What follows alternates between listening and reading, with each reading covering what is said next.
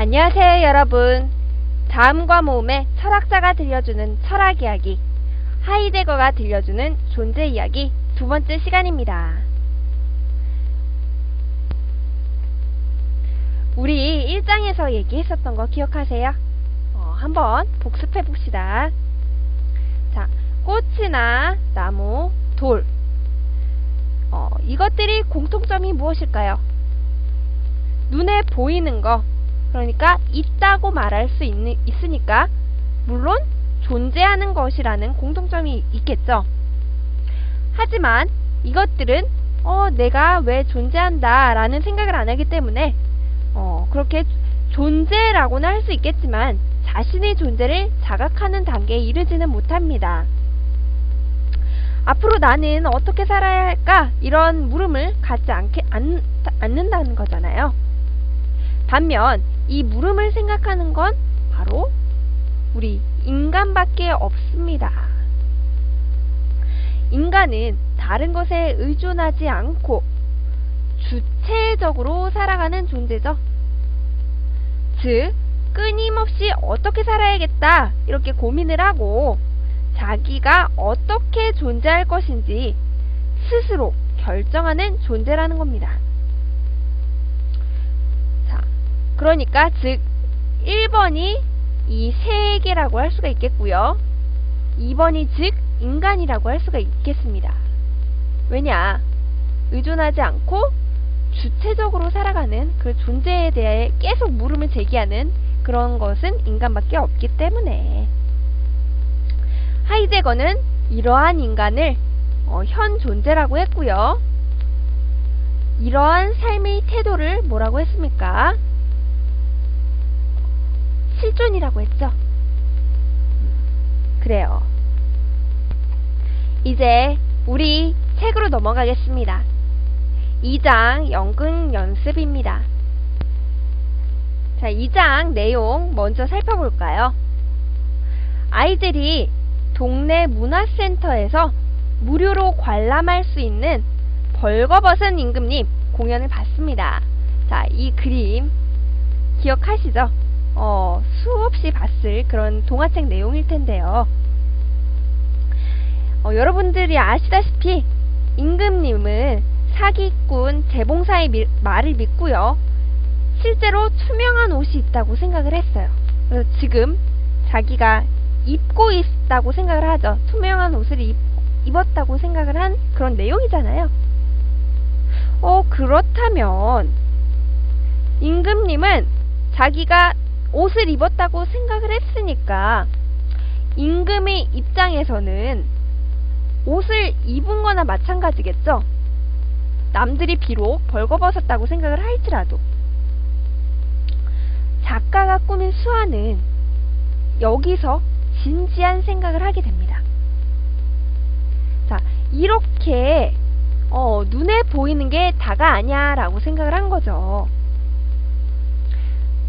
그러니까 실제로 보이지 않는 그런 투명한 옷이 있지 않을까라는 생각을 한 건데, 즉 원래는 존재를 하는 거야.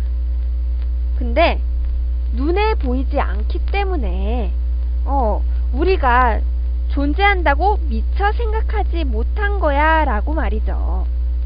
그러니까 눈에 보이는 게 다가 아니라는 거죠. 자, 그렇다면 생각해 봅시다. 우리가 존재는 하지만 눈에 보이지 않아서 자각할 수 없는 그런 게 뭐가 있을까요? 존재하지만 존재하는 걸 느낄 수 없는 것, 뭐가 있을까? 이를테면 이런 게 있을 것 같아요. 정신이나 마음, 이런 거 어때요? 눈에 보이지 않죠? 하지만 있다고 생각하죠. 그래요. 이렇게 눈에 보이는 돈, 먹을 것들, 이런 거 못지않게 이런 정신과 마음이 중요합니다. 그러니까 여러분 어떻게 해야겠어요? 이런 정신과 마음을 단련시키려면 좋은 책도 읽고 좋은 음악도 들으면서 이렇게 정신을 맑고 건강하게 해줘야겠죠. 하지만 이런 것들이 중요성을 보이지 않는다고 해서 간혹 잊어버리는 사람들이 있습니다. 뭐 예를 들어서 돈 때문에 사람을 죽이기도 하는 그런 어마어마한 범죄를 저지른 사람도 있겠고요. 물질적으로 풍요로워지기 위해서요. 자연을 마구 훼손하는 사람들, 이런 경우들 흔히 뉴스에서 보죠. 사진처럼 무분별하고 공장을 짓고 뭐 기술을 개발하면서 이렇게 재개발 명목으로 환경을 오염시키는 그런 현상, 이건 비단 우리나라뿐만이 아닙니다. 전 세계적이죠. 이렇게 사람을 위해서 과학기술이 있어야 하는데 반대로 어떻습니까? 과학기술을 위해서 사람이 있어야 될 것 같아요. 반대가 된 거죠. 하이데거는 이것이 다 사람들이 자신의 존재를, 그 존재 자체를 잊어버렸다고 생각해서 그런 거라고 생각을 해요. 그러면서 하이데거는 존재를 두 가지로 구분했습니다. 아까 배웠었죠? 그래서 여기서 주체적이라는 말이 중요하다고 했었습니다. 이렇게 스스로 존재의 물음을 통해서 존재를 드러내는 주체적인 존재를 하이데거는 이제 이걸 뭐라고 했느냐, 본래적 존재다라고 했는데요. 그러니까 주체적인 존재, 본래적인 존재 다 동일한 개념으로 쓰인 거겠죠. 쉽게 말하자면 자신에게 주어진 문제에 대한 답을요, 다른 사람에게 이렇게 찡찡대면서 구하지 않고 주체적으로 스스로 답을 찾고 자신의 삶을 결정할 수 있는 그런 바람직한 현상, 그거를 바람직한 존재, 본래적 존재다라고 한 거죠. 하이데거는 우리가 현재 여기 있다, 그 사실로부터 출발을 합니다. 그것이 그가 말하는 현 존재인데요. 그러면서 하이데거가 여러 가지 말을, 이렇게 이상한 말들을 많이 만들어내요. 그 중에 하나가 세계, 내, 존재라는 겁니다. 그러니까 우리 세계와 관련을 맺고 있는 그런 존재, 내 안에 존재한다, 그런 의미인데, 이런 도식인데요. 현 존재의 근본 구조를 이루는 것은 바로 관심입니다.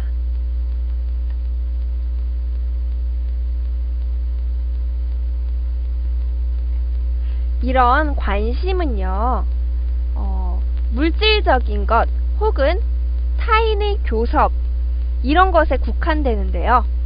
이러한 교섭 속에서 인간은 자기에게 무관심한 일상인의 상태로 전락을 하게 됩니다. 자, 그러면서 자신의 존재를 그렇게 자각하지 못하게 되는 거죠. 그러나 언제까지 그렇게 아까 말했던 나무, 돌과 같이 자기 존재를 그렇게 생각하지 않는 그런 존재로 전락하지만은 않아요. 그 밑바닥에, 왜냐하면 불안이라는 게 숨어 있거든요. 이런 불안 속에서 자신이 무에 없을 무, 그러니까 이런 무에 닿아 있음을 자각을 하게 됩니다. 그러면서 불안하게 되고 인간 본래의 자기에 대한 관심을 되찾기 위해서 노력을 하게 됩니다. 그러면서 내가 현재에는 이런 존재로 살아가고 있는데 미래에는 어떻게 살아야겠다, 이런 생각을 하면서 관심을 갖고 존재를 자각하게 되는 거죠.